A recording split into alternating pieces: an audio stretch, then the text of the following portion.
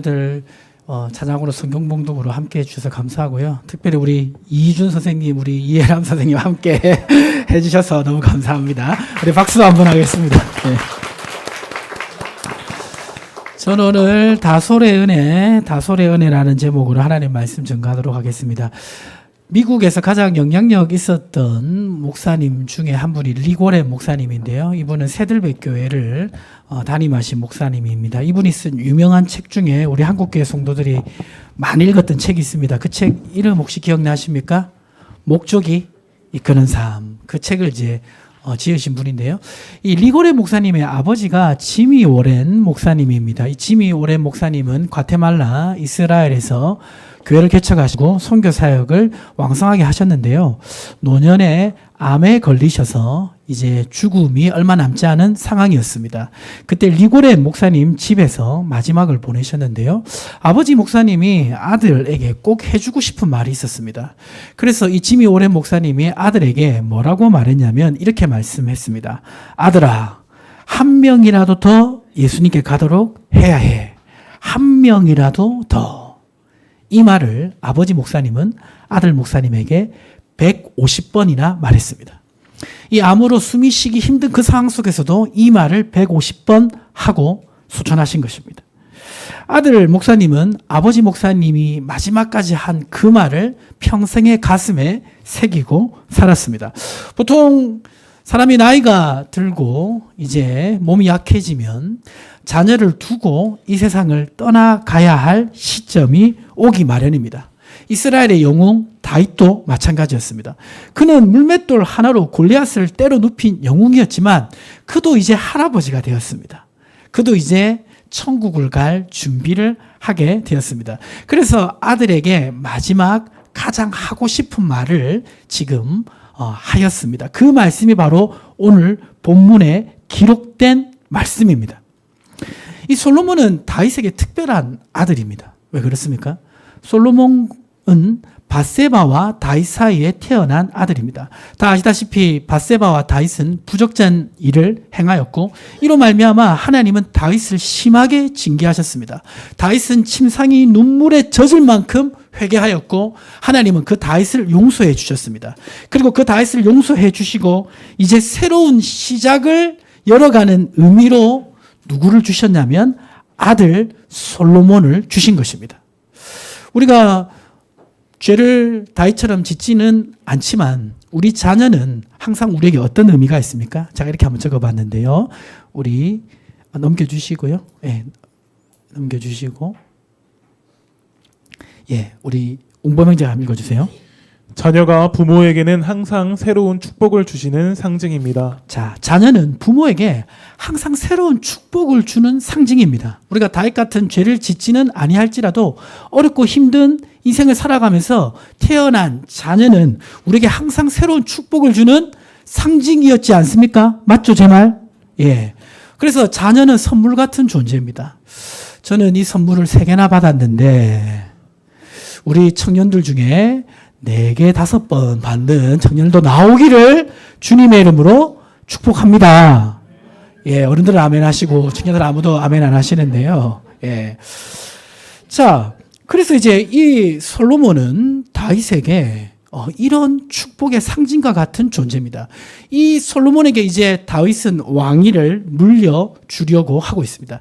그런데 솔로몬이 이 다윗의 눈에 보기에는 아직 어린 아들이었습니다. 다윗이 이 통치하던 이스라엘의 왕이 되기에는 여러모로 부족했습니다. 우리도 자녀들을 볼 때 항상 그런 마음을 가질 때가 있습니다. 나는 이제 나이가 들고 연약해지면 이제 내 자녀가 내가 살아가던 삶의 자리를 대신해야 되는데 교회에서, 사회에서, 가정에서 내가 한 만큼 그 역할을 감당할 수 있을까? 그런 고민이 있습니다. 그렇지 않습니까?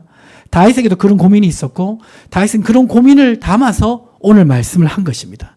오늘 말씀을 통해서 우리 자녀가 부모의 몫을 감당하는 세대로 세우기 위해서 우리가 기억해야 될 것이 무엇인지 살펴보기를 원합니다. 자, 첫 번째 우리 같이 한번 읽어보겠습니다. 부모님의 하나님을 알고 온전하고 기쁜 마음으로 섬겨야 합니다. 자, 먼저 누구의 하나님을 알아야 됩니까? 부모님의 하나님을 알아야 된다. 다윗은 지금 당당하게 솔로몬에게 이렇게 얘기하고 있습니다. 내가 경험한 하나님을 솔로몬 너는 알아야 된다. 자, 다윗이 경험한 하나님은 어떤 하나님입니까? 다윗은 목동으로 살아가다가 하나님의 선택에 의해서 이스라엘의 주권자가 되었습니다. 사무엘하 7장 8절과 9절에 보면 이렇게 기록하고 있습니다. 그러므로 이제 종 다윗에게 이와 같이 말하라. 만군의 여호와께서 이와 같이 말씀하시기를 내가 너를 목장 곧 양을 따르는 데에서 데려다가 내 백성 이스라엘의 주권자로 삼고 내가 가는 모든 곳에서 내가 너와 함께 있어 내 모든 원수를 내 앞에서 멸하였은즉 땅에서 위대한 자들의 이름같이 내 이름을 위대하게 만들어 주리라. 다윗을 눈여겨보셨던 하나님은 다윗을 택하시고 이스라엘의 주권자로 세워주셨습니다. 다윗의 인생은 자신의 크기로 살아가는 것이 아니라 하나님의 계획의 크기로 살아가는 인생이 되었습니다. 다윗은 이런 하나님을 경험하고 살아갔는데 그는 이런 고백을 했습니다. 시편 57편 2절에 보면 다윗은 그 하나님을 이렇게 고백합니다. 내가 지존하신 하나님께 부르짖으며 곧 나를 위하여 어떤 것을 이루신 하나님? 모든 것을 이루신 하나님. 하나님과 동행하며 살아가는 나의 삶에 하나님은 내 인생의 소중한 모든 것을 이루어 주셨다라고 고백하고 있습니다. 그 하나님을 다윗은 이렇게 표현합니다. 시편 23편 1절과 2절에 보면 한 절씩 교독하면 여호와는 나의 목자시니 내가 부족함이 없으리로다. 그가 나를 푸른 풀밭에 누이시며 쉴만한 물가로 인도하시는도다. 꼭 목자가 양을 인도한 것 같이 자신의 인생을 인도했다고 고백합니다. 다윗의 하나님은 그런 하나님입니다. 그래서 다윗은 그 하나님을 아들 솔로몬도 알기를 원합니다. 저는 1996년 2월 달 추운 겨울날 부산 가야제일교회 청소년부 예배실에서 하나님을 만났습니다. 생각해 보니까 벌써 하나님 만난 지 25년이 지나가더라고요. 제가 25년 넘게 하나님을 만나고 교제하면서 하나님이 어떤 분인가 이렇게 한번 정리해 봤는데요. 제가 앞에 부분을 읽으면 뒤에 언제나를 여러분이 읽어서 화답해 주십시오. 저는 하나님을 25년 넘게 사귀니까 하나님은 이런 분이셨습니다. 하나님은 사람보다 좋으신 분입니다. 언제나 하나님은 무엇보다 선한 분입니다. 언제나 하나님은 인생을 완전하게 인도하시는 분입니다. 언제나 하나님은 나를 진정으로 사랑하시는 분입니다. 언제나 하나님은 진정 나를 도우시는 분입니다. 언제나 제가 25년 넘게 주님을 사귀어 보니까 주님 이런 분이셨습니다. 세월이 갈수록 하나님이 소중해집니다. 이 하나님을 지금 다윗은 솔로몬에게 알려주고 싶은 것입니다. 우리 성도님들도 지금껏 살아오시면서 하나님과 함께 살아오신 삶이 있으셨을 것입니다. 그 하나님을 우리 자녀 세대에게 물려주시기를 주님으로 축복합니다. 집도 물려줘야 되고, 그렇죠? 돈도 물려줘야 되고, 요새는 차도 사줘야 되는 그런 억울한 시대지만 그것보다도 내가 경험하는 하나님을 물려주시기를 주님으로 축복합니다. 우리가 다윗같이 대단한 삶을 못 살아도 괜찮습니다. 때로는 내가 실패하는 삶, 내가 좌절하는 삶을 산 것이 오히려 자녀가 하나님을 만날 때 도움이 되기도 합니다.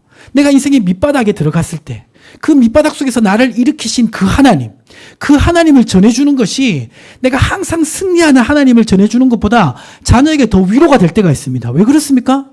우리 자녀의 인생도 항상 승승장구합니까? 때로는 넘어지기도 하고 자빠지기도 하잖아요. 근데 내가 보니까 우리 부모님이 정말 그때 인생의 힘든 시기를 보냈는데 그 시기를 하나님 의지하고 살아서 이겨내시고 승리하는 것을 자녀가 보았다면 나의 좌절의 시대에 함께한 그 하나님이 자녀에게 더 큰 은혜가 되는 줄 믿습니다. 그래서 내가 잘났거나 못났거나 성공했거나 실패했거나 내 인생에 경험한 하나님, 이 하나님을 전해 주셔야 될 줄 믿습니다. 두 번째로 이제 우리가 기억해야 될 것은 무엇입니까? 두 번째로 기억해야 될 것, 둘째 같이 한번 읽어보겠습니다. 그분을 찾고 버리지 않도록 해야 합니다. 역대상 28장 9절은 9절에 보면 다윗은 솔로몬에게 이렇게 얘기합니다. 우리 김효진 집사님 한번 읽어주세요. 여호와께서는 모든 마음을 감찰하사 모든 의도를 아시나니 내가 만일 그를 찾으면 만날 것이요 만일 내가 그를 버리면 그가 너를 영원히 버리시리라. 다윗은 지금 솔로몬에게 무엇을 요청합니까? 내가 만일 그를 찾으면 만날 것이요. 그 말은 뭡니까? 하나님을 찾아서 만나라는 것입니다. 나는 하나님을 섬기며 지금까지 살았는데 이제 솔로몬 너도 왕이 될 텐데 가장 중요한 것은 하나님을 찾아서 만나는 거라고 말씀하고 있는 것입니다. 예레미야 29장 13절에 보면 이렇게 말씀하고 있습니다. 자, 우리 주일학교 학생 목소리가 작지만 한번 크게 한번 읽어보겠습니다. 시작.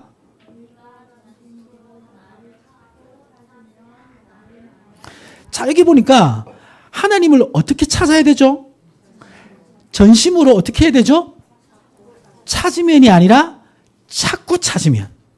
자, 우리 자녀 세대들은 이런 이제 궁금증이 있습니다. 하나님이 있는 것 같긴 한데, 없는 건 아닌 것 같은데, 내가 경험이 안 되고, 인지가 안 되는 그런 괴리가 있을 수 있습니다. 그때 어떻게 해야 되냐면, 우리 자녀 세대는 하나님을 찾고 찾아야 됩니다. 그 말의 의미는 뭐냐면, 하나님을 만날 때까지 찾아야 된다는 것입니다. 하나님을 만날 때까지 찾으면 하나님은 반드시 만나 주시는 줄 믿습니다. 우리 부모님들이 좀 이해하셔야 될 것이 뭐냐면요. 우리 그 자녀들이 어릴 때는 정말 순전하게 하나님을 섬깁니다. 그리고 부모가 물려주는 신앙을 그대로 받습니다. 그 우리 집에 그 막내도 밤에 기도할 때 정말 진지하게 기도해요. 언니들과 싸우고 용서해 주세요 이러면서 정말 진지하게 기도합니다. 자, 그런데 초등학교 5학년쯤 되면요. 예, 어떻게 되냐면 5학년쯤 되면 이런 의문을 품기 시작합니다. 제가 이렇게 한번 적어봤는데요. 자, 넘겨주시고, 자, 우리 웅범민장 한번 읽어주세요. 하나님이 정말 계신 것인가? 성경 말씀이 진리라고 교회에서 말하기는 하는데 학교에서 진화론은 그렇게 가르치지 않는데 나는 무엇을 믿어야 하지? 초등학교 5학년이 되면요. 우리 영재하고 우리 찬송이 나이가 되면 사실 말은 안 해도 이런 의무를 벌써 가지기 시작합니다. 그러면서 스스로 이제 고민이 되기 시작하는 거예요. 아이들은 정서적으로는 믿음이 있어요. 정서적으로는. 근데 지적으로 이게 정리가 안 됩니다. 주일 학교에서 설교만 들어가지고는 이게 해결이 안 돼요. 그러다 보니까 괴리를 느끼죠. 그러면서 그 안에서 투쟁하기 시작합니다. 먼저는 부모님이 물려준 교회가 가르쳐준 신앙을 받아들이려고 해요. 근데 지적으로 이것이 부딪히니까 그 안에서 스스로 투쟁하기 시작합니다. 그러면서 고민하기 시작해요. 고민하기 시작하는 과정을 이렇게 한번 적어봤습니다. 우리 김우진 집사님이 한번 읽어주세요. 성경의 진리가 체계적으로 머릿속에 정리되지 않으면 아이들은 감정적으로 하나님에 대한 믿음이 있음에도 지적으로 다시 재평가하기 시작합니다. 이 재평가하는 과정을 청소년 시절에 계속 겪어요. 그러다가 어떻게 되냐면 부모님이 볼 때는 청소년 시절에 예배도 계속 오고 설교도 잘 듣고 교회 활동도 하지만 사실 내면에서는 재평가가 계속 이루어집니다. 그 현장을 우리는 이번 청소년 수련회에서 보았습니다.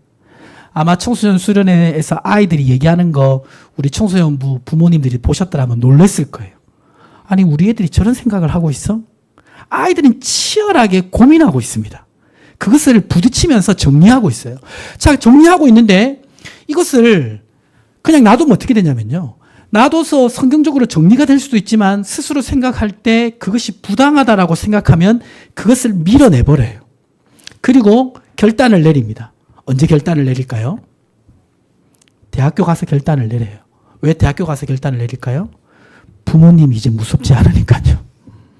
자기가 고민하고 생각해 봤는데 아니구나. 결단을 내리고 교회를 떠납니다. 그냥 떠나는 게 아니에요. 많이 고민하고 결단 내리고 떠나는 거예요. 그리고 아셔야 될 건 뭐냐면요. 이미 결단을 내렸잖아요. 그러면 자기가 다시 시행착오를 확실히 겪을 때까지 밀고 나가는 성향이 있습니다. 그래서 오랫동안 떠나는 일도 벌어집니다. 그래서 청소년 시기 초등부 어린 아이들을 그냥 내버려두면 절대 안 돼요. 그래서 체계적으로 그 아이들에게 복음을 가르쳐 줘야 됩니다. 논리적으로 가르쳐 줘야 됩니다. 그래서 이제 원래 교회는 전통적으로요. 우리 개혁교회는 청소년 시절부터 아이들에게 교리문답을 했습니다. 그 교리문답이 원래 딱딱하게 가르치는 것이 아니라 묻고 답하면서 아이들이 어떤 생각을 가지고 있는지 대화를 하면서 하나님의 말씀을 체계적으로 알려주는 것이 교리교육이에요. 근데 오늘날 교리교육을 하지 않죠. 해도 그렇게 체계적으로 하지 않습니다. 그래서 우리 샘물교회는 우리 청소년 아이들에게 이러한 신앙을 체계적으로 심어줄 그런 필요를 가지고 지금 기도하기는 이제 비전센터가 세워지면 청소년부 제자 훈련을 할 계획이 있습니다. 복음을 체계적으로 그 아이들에게 가르칠 계획이 있습니다. 그래서 아이들이 이 과정을 통해서 누구를 발견해야 됩니까? 하나님을 발견해야 될 줄 믿습니다. 부모는 자녀가 하나님을 발견하도록 그렇게 도와주어야 됩니다. 자, 그리고 또 하나님을 찾는 그 전에 한 가지 볼 말씀이 있습니다. 디모데후서 3장 15절 말씀. 디모데후서 3장 15절 말씀 같이 한번 읽어보겠습니다. 또 내가 어려서부터 성경을 알았나니 성경은 능히 너로 하여금 그리스도 예수 안에 있는 믿음으로 말미암아 구원에 이르는 지혜가 있게 하느니라. 자, 여기서 중요한 단어 있습니다. 언제부터 성경을 알았나니? 어려서부터. 커서가 아니라 어려서부터 체계적으로 하나님의 말씀을 심어주면 어떻게 되냐면요. 이 교리를 말씀으로 심어주면 그거는 정체성이 돼요. 세계관이 됩니다. 청소년 시절에 정체성과 세계관이 형성되는데 하나님 말씀 중심으로 정체성과 세계관이 형성되지 않으면 자기가 형성된 정체성과 세계관을 따라 행동하게 돼 있어요. 근데 하나님의 말씀을 가지고 청소년 시절에 정체성과 세계관이 형성되잖아요. 그 시기가 형성되는 시기거든요. 정체성과 세계관이 형성되면 부모님이 교회를 다 떠나도 그 자녀는 떠나지 않습니다. 왜냐하면 하나님의 말씀으로 정체성과 세계관이 형성되었기 때문이죠. 그래서 우리는 이 일에 힘써야 될 줄 믿습니다. 그것이 바로 자녀가 하나님을 발견하도록 도와주는 것입니다. 우리 중에는 이미 자녀들이 그러한 과정을 거쳐서 교회를 떠난 분들도 있습니다. 그러나 낙심하지 마십시오. 사도행전 16장 31절에 이렇게 말씀하고 있습니다. 같이 한번 읽어보겠습니다. 이르되 주 예수를 믿으라 그리하면 너와 네 집이 구원을 받으리라 하고. 주 예수를 믿으라. 그러면 어떻게 됩니까? 너와 내 집이 구원을 얻으리라. 이미 스스로 평가해서 교회를 떠난 지체들도 있어요. 자녀들도 있어요. 그러나 결코 포기하지 말고 기도하십시오. 하나님의 말씀을 통해서 하나님을 알아가기도 하지만 인생의 시행착오를 겪으면서 하나님을 만나기도 합니다. 하나님을 떠나 살아가다 보면 분명히 인생의 복병을 만나거든요. 그러나 기도하는 부모님이 있는 가정, 그리고 하나님의 말씀을 자녀에게 들려주는 가정, 결정적인 순간에 그 자녀가 하나님을 다시 찾고 돌아오는 역사가 있는 줄 믿습니다. 그래서 우리 부모님은 이 자녀 세대가 하나님을 만나도록 해야 되는 것입니다. 세 번째로 오늘 말씀을 통해 주시는 교훈은 무엇입니까? 세 번째 같이 한번 읽어볼까요? 미래의 사명을 감당해야 합니다. 다윗은 자신의 하나님을 솔로몬이 알기를 원하고 그리고 그 하나님을 알기 위해서 솔로몬이 하나님을 찾기를 원합니다. 그 가장 중요한 두 가지를 얘기한 다음에 다윗은 이제 솔로몬이 해야 할 일을 말합니다. 10절 말씀을 우리 웅범형제가 한번 읽어주세요. 그런즉 이제 너는 삼갈지어다 여호와께서 너를 택하여 성전의 건물을 건축하게 하셨으니 힘써 행할지니라 하니라. 다윗은 솔로몬에게 성전을 건축할 것을 얘기합니다. 이것이 가장 중요한 일이라고 얘기합니다. 자, 왜 성전을 건축하는 것이 정말 중요한 일일까요? 다윗은 지금 왕이 되어서 이스라엘 나라의 기틀을 세웠습니다. 이스라엘은 그냥 국가가 아니라 하나님이 다스리는 국가죠. 자, 하나님이 그 나라를 다스리기 위해서 가장 중요한 것은 무엇입니까? 하나님 중심으로 그 나라가 다스려져야 됩니다. 그러면 이 이스라엘 국가에 뭐가 세워져야 됩니까? 하나님께 예배드리고 하나님의 말씀이 가르쳐지는 성전이 세워져야 되는 것입니다. 그래서 다윗은 다른 건 얘기하기 전에 성전 세우는 것을 가장 중요하게 말했습니다.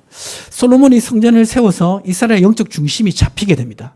그때부터 하나님은 이스라엘 국가, 솔로몬 시대 이스라엘 국가를 엄청나게 축복하시는데 어떤 축복을 받습니까? 열왕기상 10장 21절을 우리 청년들이 한번 읽어보겠습니다.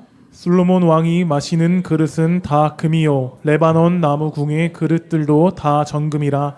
은 기물이 없으니 솔로몬 시대에 은을 기이 여기지 아니함은. 솔로몬 시대에 하나님은 엄청난 축복을 주셨습니다. 물질적 축복을 주셨고 또 열왕기상 4장 25절 말씀을 우리 여성 성도님들이 한번 읽어주세요. 솔로몬이 사는 동안에 유다와 이스라엘이 단에서부터 부엘세바에 이르기까지 각기 포도나무 아래와 무화과 나무 아래에서 평안히 살았더라. 예, 평안히 살았더라. 이 솔로몬 시대는 물질적 축복뿐만 아니라 정말 평안이 넘치는 그런 시대를 허락하셨는데 그 시대가 되기 전에 뭐가 필요했다? 성전이 필요했던 것입니다. 영적 중심을 잡아주어야 했기 때문입니다. 지금 오늘날 미국이 어떻게 저런 강대국이 될 수 있었을까? 한민족도 아니고 이 다민족 국가로 모였던 나라가 어떻게 저런 확고한 정체성을 가지고 부강한 나라가 될 수 있었을까?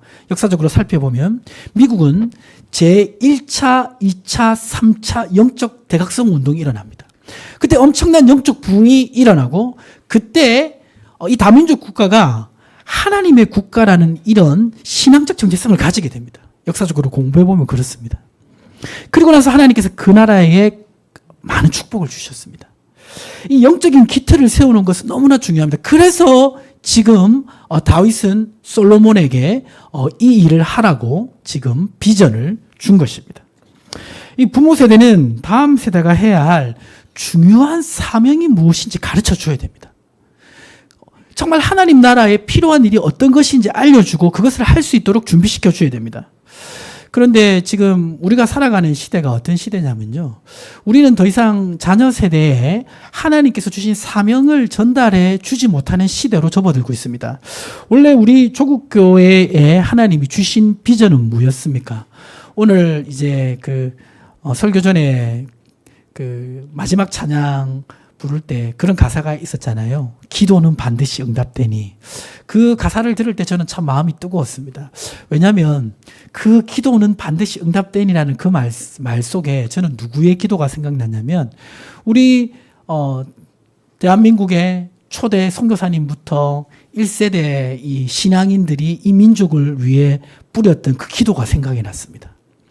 그 기도 속에 심겨진 그 기도와 그리고 그 기도를 통해서 주님이 우리 손자들에게 부어주신 비전은 무엇입니까? 그것은 제가 늘 강조하죠. 민족 복음화, 그리고 통일 한국, 그리고 선교 한국. 이 비전입니다. 지난 세기 우리 교회는 이 비전을 외쳤습니다. 그리고 이 비전을 이룰 수 있도록 하나님이 우리 대한민국과 교회를 축복해 주실 거라고 그렇게 메시지가 주어졌습니다. 그 메시지들이 어떻게 되었습니까? 이 나라는 축복을 받았습니다. 그렇죠? 교회는 이제 이 비전을 이룰 수 있는 영향력을 가지게 되었습니다. 자, 그런데 이런 물질적 축복을 받자 어떻게 됐습니까? 비전보다는 그 축복을 누리는 데 너무 집중되었습니다.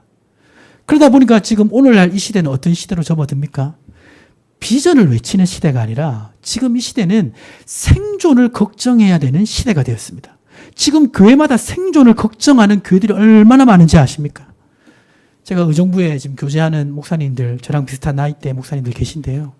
다 생존의 문제로 고민합니다. 자, 근데 재밌는 것은 뭐냐면요. 교회가 생존의 문제로 고민하니까 우리 청년들도 더 이상 비전을 얘기하지 않아요. 다 생존의 문제를 얘기합니다. 영적 흐름은 같이 갑니다. 이전 시대가 훨씬 경제적으로 어려운 시대였지만 그때 교회는 비전을 외쳤어요. 그러자 성도와 청년들도 비전을 외쳤습니다. 근데 오늘날 교회는 더 이상 비전을 외치지 않습니다. 생존을 얘기합니다. 그러니까 성도와 청년들도 생존을 얘기하는 시대로 접어든 것입니다. 시대 영적 흐름은 우리를 지배합니다. 교회 영적 흐름은 자녀의 삶의 영적 흐름으로 이어지게 되어 있습니다. 자, 그래서 우리는 어떻게 해야 됩니까? 이 시대를 거슬러서 하나님의 비전을 선포해야 될 줄 믿습니다. 시대를 거슬러서 하나님의 비전을 감당하도록 우리 자녀 세대를 키워야 될 줄 믿습니다. 제가 3세대 목사로서 우리 한국교회 영적 기상도를 보면 앞으로 이런 일이 일어날 것입니다. 지금 사회는 어떻게 되고 있습니까? 우리 대한민국 사회의 가장 큰 문제점은 지금 이념의 대립이 극해지고 있습니다. 근데 제가 저번에 말씀드렸지만요. 한쪽 이념과 한쪽 이념이 강하게 대립해서 부딪히잖아요. 그럼 그 부딪힌 이후에는 새로운 삶이 펼쳐지게 되어 있습니다. 지금 우리 조국은 통일 시대를 앞두고 극한 대립들이 일어날 것이고 이 대립들이 부딪혀서 이제 최악의 경우는 이제 아주 안 좋은 일이 나겠지만 저는 기대하는 바는 그런 큰 어려움 없이 통일 시대로 접어들기를 기도하고 있습니다. 그래서 하나님은 이 민족에게 주신 그 비전을 따라 차근차근 일을 진행하실 거예요. 그러면 필요한 게 뭘까요? 그 비전을 감당할 일꾼이 필요하잖아요. 그럼 그 일꾼은 어떻게 세워집니까? 무엇을 통해 세워집니까? 그 일꾼은 하나님의 말씀으로 세워집니다. 아멘이십니까? 그래서 지금 영적 기상도를 보면요. 교회마다 지금 일반적으로 어디를 지금 향해서 집중하고 있냐면 다시 하나님 말씀을 향해서 교회들이 집중하고 있습니다. 그 말씀에 집중하는 그 이유가 있는 것입니다. 말씀을 통해 일꾼을 세워서 이 비전을 이루어 가시려는 하나님의 계획인 것입니다. 감사하게 우리 샘물교회는 개혁주의 교리를 중심으로 말씀을 전파하는 교회가 우리 교회 비전입니다. 알고 계시죠? 느끼고 계시죠? 여러분 잘 모르실 수 있는데요. 나가서 다음에 이제 이 말씀 훈련을 잘 받으시고 나가서 다른 성도님들과 이 대화를 해보시면 내가 얼마나 하나님의 말씀을 체계적으로 잘 배우고 있는지 깨닫게 되실 것입니다. 그래서 저는 확실히 있습니다. 이 시대의 영적 기상들을 보면요. 우리 교회를 하나님 쓰실 거예요. 왜냐하면 대단한 게 있는 것이 아니라 그 영적 흐름에 맞춰서 가고 있기 때문입니다. 그리고 교회에서 하나님 말씀을 배우는 자들을 하나님 쓰실 겁니다. 아멘이십니까? 저는 확실히 믿습니다. 여러분 믿으십니까? 그래서 우리 청년 세대와 우리 청소년 세대는 생존의 문제를 걱정하는데 에너지를 쓰기보다 하나님의 말씀을 배우는데 시간을 써야 될 줄 믿습니다. 그래서 이제 제가 청소년부 예배 때 그런 말씀 드렸어요. 그래서 청소년부 제자훈련을 시작할 계획이 있으니까 함께 기도해 주시고 협력해 주십시오. 그런 말씀을 드렸거든요. 이 말씀을 통해 우리 청년들, 청소년들, 주일학교 자녀들을 키워야 되고 말씀뿐만 아니라 이 시대에 하나님의 일을 감당할 수 있는 일꾼으로 지금부터 키워야 됩니다. 그래서 저 비전센터가 세워지면서 이제 지금 기도하면서 생각하고 있는 것은 뭐냐면 우리 다음 세대 자녀들을 교회 일꾼으로 키우는 것입니다. 그래서 이제 생각하고 있는 것 중에 하나가 다음 세대 찬양팀을 세우면 좋겠다. 그렇게 이제 생각을 하고 있는데요. 당진에 그 동일교회라고 있습니다. 당진의 동일교회. 그 당진 어떻게 보면 시골이잖아요. 근데 그 시골에 있는 교회, 저 서울에 있는 많은 사람들이 당진까지 교회를 다녀요. 저 왜 다니는 줄 아세요? 거기 다음 세대 사역이 살아있거든요. 거기는 주일 일부 예배 찬양을 주일학교 학생들이 인도합니다. 주일학교 청소년부 소그룹을 선생님이 인도하지 않고 언니, 오빠들이 인도합니다. 우리 다음 세대 아이들을 응석바지로 키우면 안 될 줄 믿습니다. 일꾼으로 키워야 된다. 이런 말이 있습니다. 같이 한번 읽어보겠습니다. 시작. 용장 밑에 약졸 없다.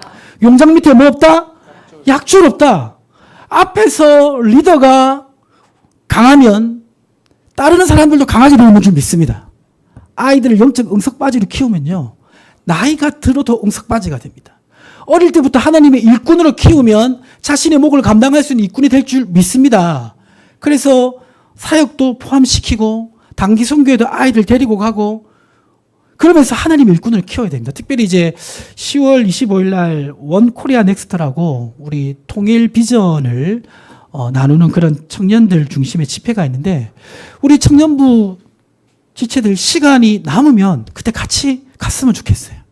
뭐 정말 다른 중요한 일이 있으면 어쩔 수 없겠지만 가서 하나님께서 이 시대 가운데 어떻게 일하시는지 그것을 함께 보기를 원합니다.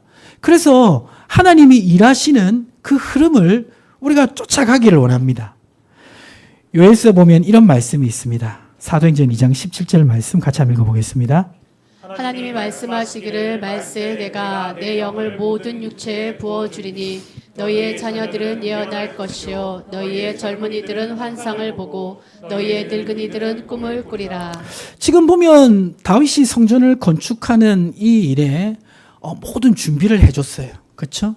그리고 그 성전을 실제로 건축하는 사람은 누굽니까? 솔로몬입니다. 분명히 일의 영역은 달라요. 근데 어떻습니까? 같은 꿈을 꾸고 있습니다.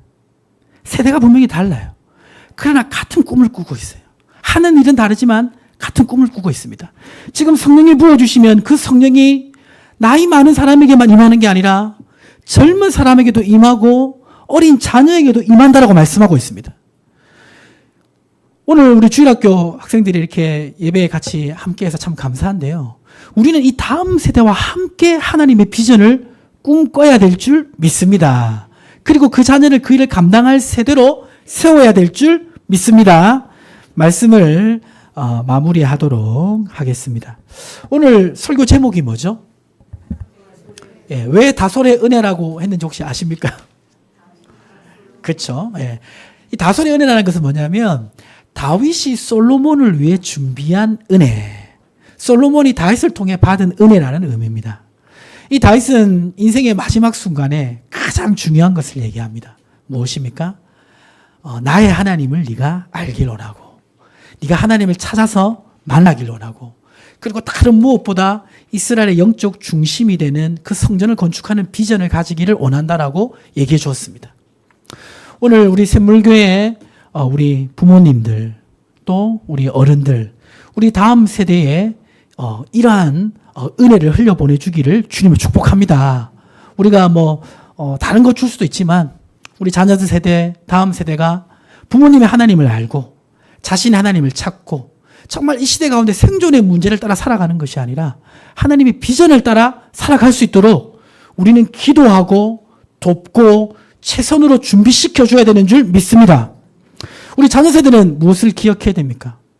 지금 다윗이 솔로몬에게 지금 베풀어주는 모든 것은 당연한 게 아닙니다.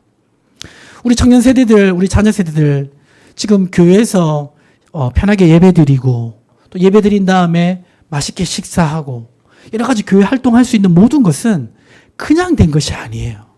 부모 세대가 많이 헌신해서 여러분이 누리고 있는 것입니다. 거기에 대해서 감사한 마음 가지시기를 주님이 축복합니다. 그리고 그러한 은혜를 통해서 하나님의 일꾼으로 세워지시기를 축복합니다. 하나님 아버지, 오늘 우리 주일학교 학생들과 함께